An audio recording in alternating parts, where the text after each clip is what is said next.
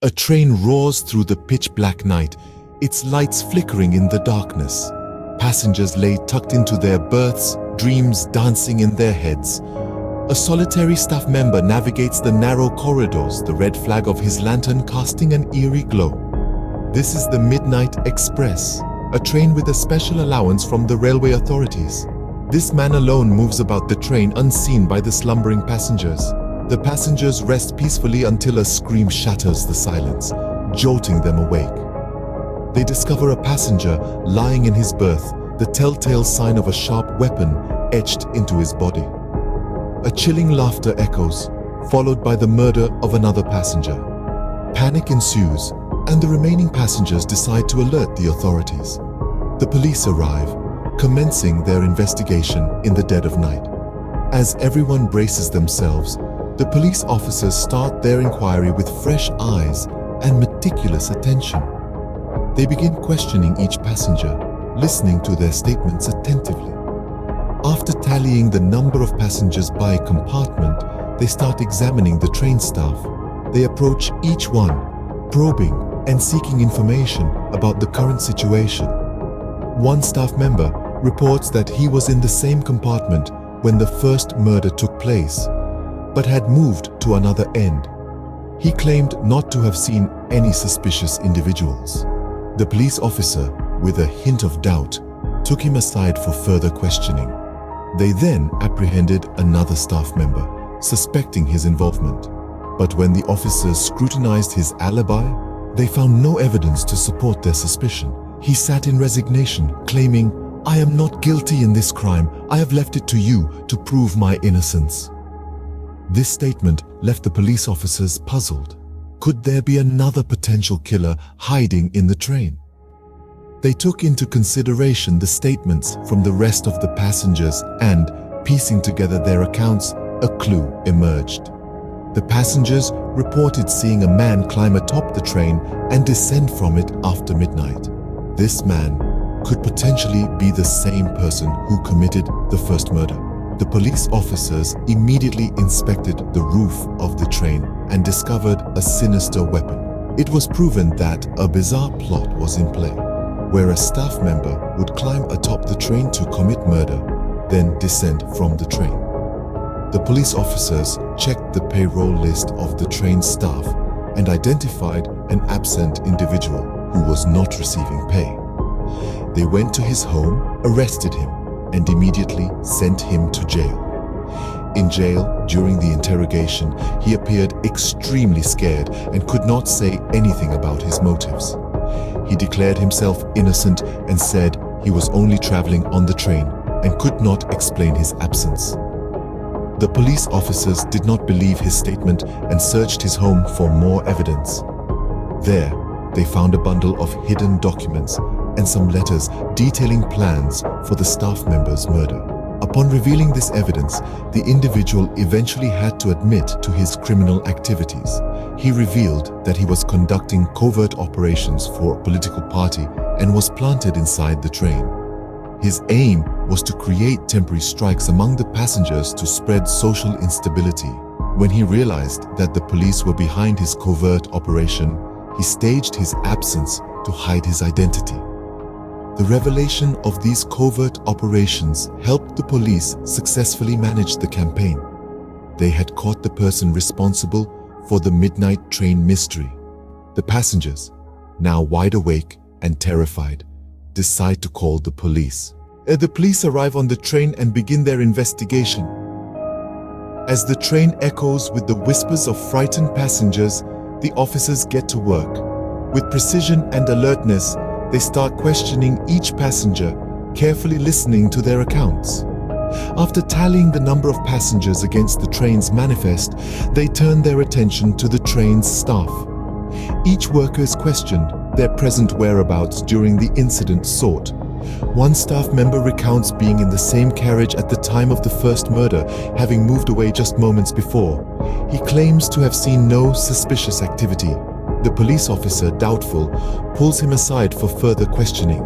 Deeming him suspicious, they take him into custody.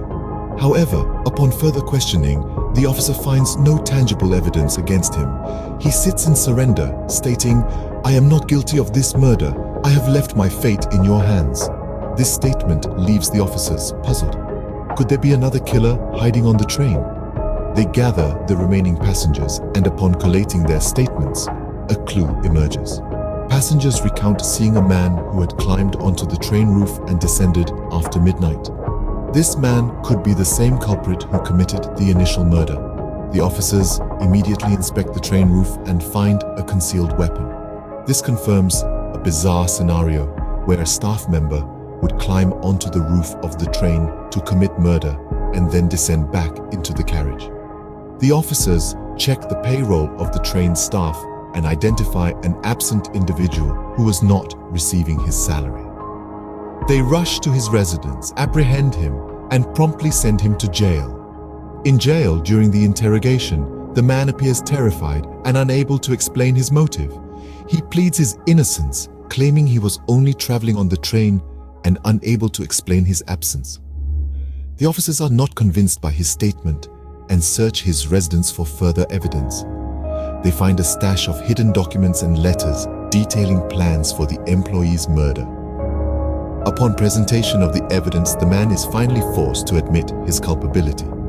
The employee, visibly shaken, pleads his innocence. As the police officers continue their investigation, they stumble upon a surprising clue. The passengers reveal a piece of information that changes the direction of the investigation entirely. They recount that they had observed a man climbing onto the roof of the train and subsequently disappearing after midnight. Could this man be the same shadowy figure who committed the first murder? Intrigued by this new lead, the officers decide to inspect the roof of the train. The chill of the night air hits them as they climb to the top of the train, their flashlights piercing through the darkness. And there it is, a bloodied weapon lying in the corner, the moonlight reflecting off the sharp blade. The presence of the weapon confirms their suspicions. There was indeed a second person involved, and he was using the roof as his hideout. The realization is chilling. The train, once a symbol of a peaceful journey, had turned into a stage for a deadly game. The officers look at each other, the gravity of the situation reflected in their eyes. They had a serial killer on board, and they needed to act fast before he strikes again. But how could they identify this ghost-like figure who seemed to blend with the shadows? They needed a plan, and they needed it fast. As they descend from the roof, a thought strikes them. What if the killer was one of the train employees? It would explain how he could move around unnoticed, and it would also explain his familiarity with the train layout. Excited by this new direction, the officers decide to check the payroll of the train employees. The list of names in front of them could potentially hold the name of the killer. Little did they know that this list would lead them to a discovery that would turn their investigation upside down. The train held more secrets than they had initially thought, and they were about to unravel them one by one. The police officers find a missing employee who hadn't been receiving his salary. This discovery leads them to a quaint house at the edge of the city. They apprehend the man, a bundle of nerves seeming more like a frightened rabbit than a cold-blooded killer. In the confines of the police station, he's a closed book. He insists he's innocent, claiming he was just commuting on the train and unable to explain his absence. The officers are skeptical of his story and decide to dig deeper, returning to his house for a thorough search. Hidden away in a nondescript drawer, they find a cache of documents and letters. The contents are chilling, detailed plans for the murders on the train. It's a jigsaw puzzle of malevolence, and the missing pieces are quickly falling into place. With the evidence laid bare before him, the man finally crumbles. The facade of innocence shatters as he confesses to his heinous crimes. But the story he weaves is far from a simple tale of a deranged killer. He reveals that he was conducting covert operations for a political party and was planted inside the train. His mission was to create temporary strikes among the passengers, fostering social instability. When he learned the police were closing in on his government cover, He staged his absence to hide his identity. This revelation of covert operations sends shockwaves through the police department. This wasn't a random act of violence. It was a calculated move in a game of political chess. The unseen killer was not just a faceless employee, but a pawn in a much larger scheme. The story of the midnight train mystery takes a dark turn, leaving everyone to question what they thought they knew. As the curtain falls on scene 4, we're left with a chilling reminder of the unseen threats lurking in the shadows, waiting for their turn on the stage. He reveals that he was conducting covert operations for a political party and was planted inside the train. The revelation of the covert operations helps the police to handle the situation effectively. The man's confession of being planted inside the train by a political group to spread social unrest was a startling revelation. His motive to incite temporary strikes among the passengers and create chaos was a well-thought-out plan, but thanks to the swift action of the police, his plot was foiled. The police, with their sharp instinct and meticulous investigation, managed to expose this conspiracy. They quickly took control of the situation, ensuring the safety of the remaining passengers. The man, who had wreaked havoc on the train and caused unnecessary panic and fear, was arrested on the spot. His confession and the evidence found at his house were enough to put him behind bars. As the news of the arrest and the resolution of the mystery spread through the train, a wave of relief washed over the passengers. The heavy cloud of fear and panic that had hung over them was finally lifted. The train, which had been a site of horror and mystery a few hours ago, was now just a regular train again, carrying its passengers to their respective destinations. The journey resumed, but the atmosphere inside the train had changed. The passengers, who were strangers a few hours ago, now shared a bond forged by the shared experience. They had survived a nightmare together and emerged victorious. It was a testament to their strength and resilience. As the train chugged along, the passengers finally started to relax. They returned to their berths, some chatting about the night's events, others choosing to catch up on their sleep. The train echoed with soft murmurs and the rhythmic clattering of the wheels on the tracks. The journey, which had taken an unexpected turn, was now back on track. In the end, justice prevails, and the passengers can finally breathe a sigh of relief.